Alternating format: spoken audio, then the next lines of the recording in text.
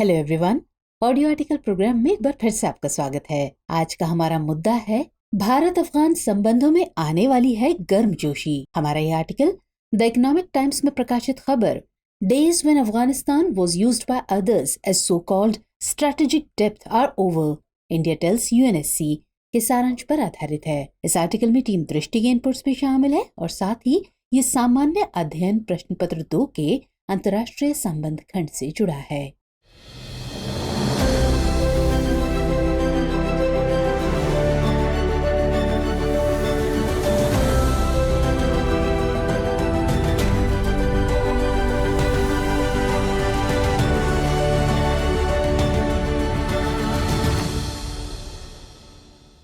तो चलिए लेख की शुरुआत करते हैं मेरे यानी आतिफा के साथ। जैसा कि हम सभी जानते हैं कि अफगानिस्तान आए दिन चर्चा में बना रहता है। दशकों से अशांत इस क्षेत्र में अभी शांति ने दस्तक दी है। बेशक कुछ विद्वान इस शांति को मृगमरीचिका की तरह ही देख रहे हैं। इस शांति को अफगानिस्तान में लाने के लिए भारत दशकों से कल्याणकारी काम कर रहा है, लेकिन अभी पिछले साल इस देश में नाटकीय ढंग से सत्ता परिवर्तन हुआ।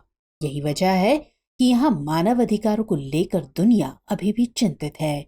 ऐसे में भारत भी अफगानिस्तानी लोगों के हितों को ध्यान में रखकर विभिन्न मोर्चों पर उनके अधिकारों की बात उठाता रहता है। दरअसल हाल ही में संयुक्त राष्ट्र सुरक्षा परिषद की एक बैठक आयोजित की गई और इसमें भारत के स्थायी प्रतिनिधि रुचिरा कंबोज ने कहा कि अफगानिस्तान में शांति और स्थिरता बनाए रखने की विशेष जरूरत है, इसलिए अंतर्राष्ट्रीय समुदाय को सामूहिक रूप से इस ओर प्रयास करने चाहिए। आगे उन्होंने ये भी कहा कि भारत इस उद्देश्य को हासिल करने के लिए अपनी भूमिका निभाता रहेगा। तो ऐसे में हमारे लिए अफगानिस्तान के शांति सुरक्षा के मुद्दे को विस्तार से जानना जरूरी हो जाता है और इसीलिए आज के इस आर्टिकल में हम अफगानिस्तान में भारतीय सहायता को जानने की कोशिश करेंगे कि भारत ने वहां किस तरह से मानवीय और विकास परियोजनाओं पर काम किया है और इस मामले में भारत के सामने क्या चुनौतियां हैं। इसके साथ ही हम इसके अन्य पहलुओं को भी जानने की कोशिश करेंगे। तो आइए सबसे पहले भारत अफगान संबंधों पर एक नजर डाल लेते हैं। दरअसल अफगानिस्तान दक्षिण एशिया में भारत का अहम साथी है। दोनों देशों के बीच द्विपक्षीय संबंध पारंपरिक रूप से मजबूत और दोस्ताना रहे हैं। 1980 के दशक में भारत अफगान संबंधों को एक नई पहचान मिली, लेकिन 1990 के अफगान गृहयुद्ध और वहां तालिबान के सत्ता में आ जाने के बाद दोनों देशों के रिश्ते कमजोर होते चले गए। लेकिन 2001 में तालिबान के सत्ता से चले जाने के बाद दोनों देशों के रिश्ते फिर से प्रगाढ़ होते गए, जिसका नतीजा है कि भारत अफगानिस्तान के लिए मानवीय और पुनर्निर्माण सहायता का सबसे बड़ा क्षेत्रीय प्रदाता बन गया। अफगानिस्तान में भारत के पुनर्निर्माण के प्रयासों के कारण ही विभिन्न निर्माण परियोजनाओं पर काम चल रहा था। भारत ने अब तक अफगानिस्तान को लगभग 3 अरब डॉलर की सहायता दी है। इसके तहत वहां का संसद भवन, सड़कें और बांध का निर्माण हुआ और कई मानवीय व विकासशील परियोजनाओं पर भारत अभी भी काम कर रहा था। भारत वहां स्कूली शिक्षा के विकास से लेकर तकनीकी ज्ञान को भी बढ़ावा देने का काम कर रहा था। अगर राजनीतिक और सुरक्षा मुद्दे की बात करें तो भारत ने एक अफगान संचालित और अफगान स्वामित्व वाली शांति और समाधान प्रक्रिया के लिए शुरू से ही काम किया है।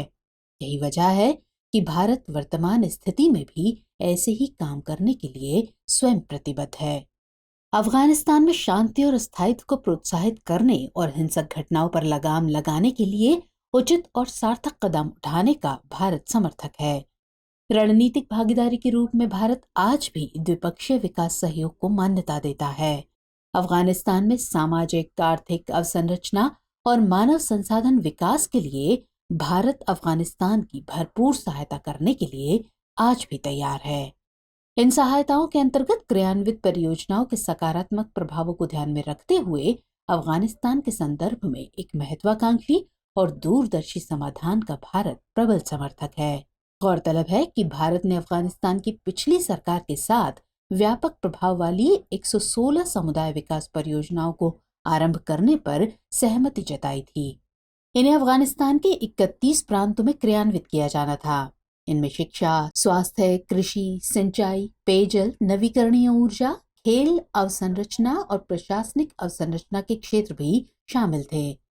इसके तहत काबुल के लिए शहतूत बांध और पेयजल परियोजना जो सिंचाई में सहयोग करती, पुनर्वास को प्रोत्साहित करने के लिए नानगर हर प्रांत में अफगानिस्तान शरणार्थियों के लौटने के लिए कम लागत पर घरों का निर्माण, बामियान प्रांत में बंदे अमीर तक सड़क संपर्क, परवान प्रांत में चारिकार शहर के लिए जलापूर्ति नेटवर्क और मज़ार शरीफ में पॉलिटेक्निक के निर्माण पर भारत सहयोग कर रहा था।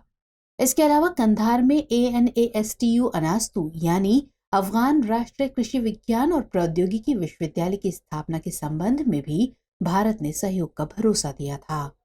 मई 2017 में प्रक्षेपित दक्षिण एशिया उपग्रह में अफगानिस्तान की भागीदारी का स्वागत करते हुए भारत रिमोट सेंसिंग प्रौद्योगिकी के अनुप्रयोगों में अफगानिस्तान की और अधिक मदद पर सहमति हुई थी।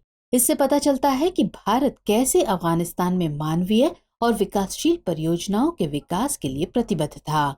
लेकिन पिछले साल वहां समय की ऊंट ने करवट बदली और फिर वहां लोकतांत्रिक सरकार की जगह एक बार फिर तालिबान की सरकार स्थापित हो गई।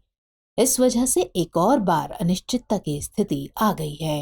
यही वजह है कि मौजूदा वक्त में भारत अफगानिस्तान के संबंध बड़े नाजुक मोड़ पर चल रहे हैं। तो ऐसे में तालिबान की सत्ता में वापसी के बाद सुरक्षा के मसलों पर क्या कुछ किया जा सकता है, इस पर भारत के सामने चुनौती बनी हुई है।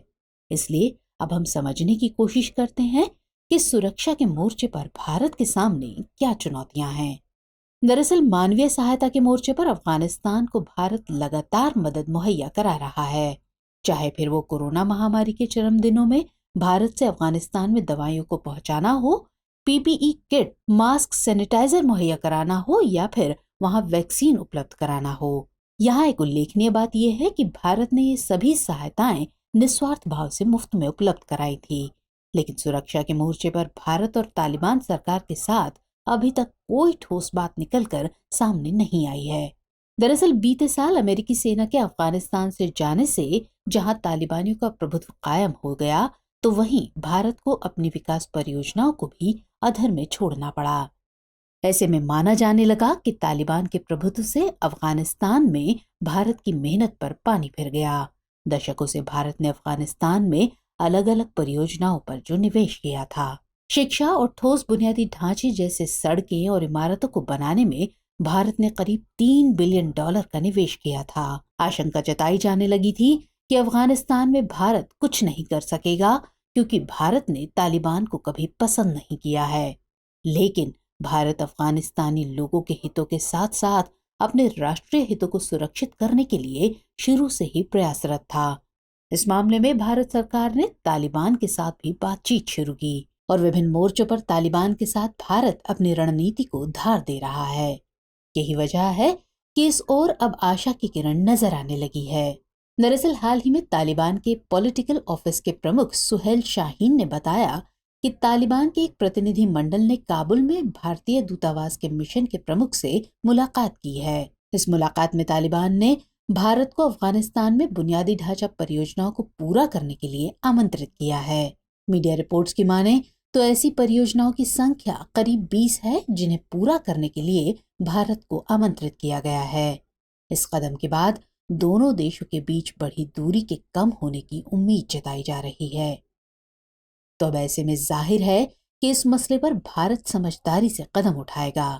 लेकिन फिर भी हमारे लिए जानना जरूरी हो जाता है कि भारत अफगानिस्तान के मुद्दे पर आगे की राह क्या हो सकती है। गौरतलब है कि क्षेत्रीय सहयोग के लिए अफगानिस्तान जैसे पड़ोसी का शांत होना बेहद जरूरी है। साथ ही ये भी जरूरी है कि एक पड़ोसी के रूप में भारत को अफगानिस्तान का साथ मिलता रहे।